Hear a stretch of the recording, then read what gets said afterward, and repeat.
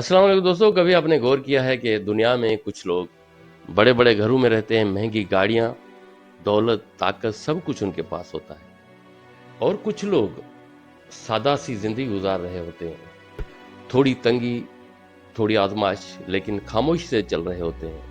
اب یہاں ایک سوال پیدا ہوتا ہے، کیا اس کا مطلب یہ ہے کہ اللہ ان سے ناراض ہے؟ نہیں، بالکل نہیں۔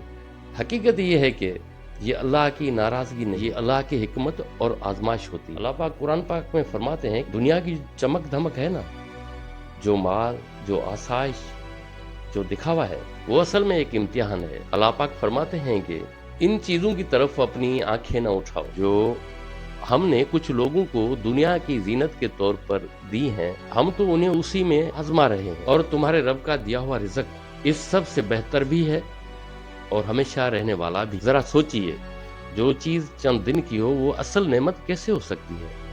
اصل نعمت تو دل کا سکون ہے، ایمان ہے، اور اللہ کے قریب ہوتا ہے۔ نبی کریم صلی اللہ علیہ وسلم نے فرمایا، دنیا مومن کے لیے قید خانہ ہے اور کافر کے لیے جنت۔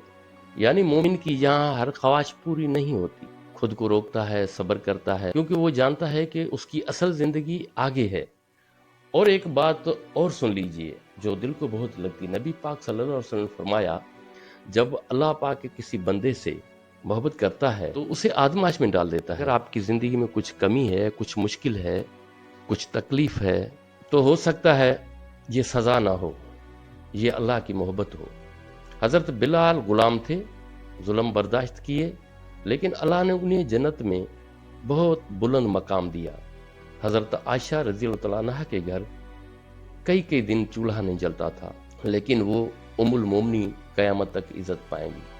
اس لیے اگر آپ کی زندگی سادہ ہے، اگر آپ کے پاس زیادہ نہیں، لیکن اللہ کا ذکر ہے، تو یقین کیجئے یہ محرومی نہیں ہے۔ کبھی کبھی اللہ پاک کسی چیز سے اس لیے روک لیتا ہے کیونکہ وہ چیز اوپر سے میٹھی مگر اندر سے زہر ہوتی ہے، اور جو کچھ اللہ پاک عطا فرماتا ہے وہی اصل نعمت ہوتی ہے۔ دنیا کی چمک مرجھاتے ہوئے پھول کی طرح ہے، آج ہے کل نہیں، مگر اللہ پاک کی رضا اور آخرت کی کامیابی ہمیشہ رہنے والی ہے۔ آئیے آخر میں دعا کریں، اے اللہ ہمیں دنیا کی فانی نعمت سے بچا